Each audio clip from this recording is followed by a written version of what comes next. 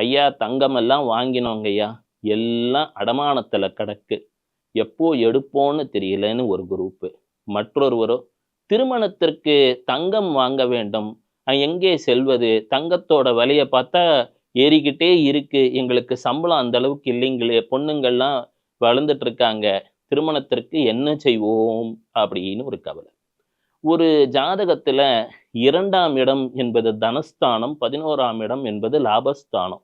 நெறைய தங்கம் சேரணும்னா, நம்ம ஜாதகத்துல அதை தீர்மானிக்கக்கூடிய கிரகங்கள் குருவும், சூரியனும் தான். என்னைக்குமே உலகத்துல ஒரு அக்செப்டபிள் கரன்சி அப்படின்னு சொன்னால், யுனிவர்சல் கரன்சி என்று சொன்னால், அது தங்கம் தான். என்றுமே தங்கத்துக்கு ஒரு மதிப்புண்டு. பல நாடுகளில் தங்கத்தை வைத்துத்தான் அந்த பணத்திற்கே ஒரு விலைய தீர்மானம் செய்வாங்க. இப்பேற்பட்ட தங்கம் சிலருக்கு மட்டும் சேருகிறதே. எங்கள் ஜாதகத்தில் குறைவில்லாத ஒரு ஸ்வர்ணம் சேர வேண்டும்.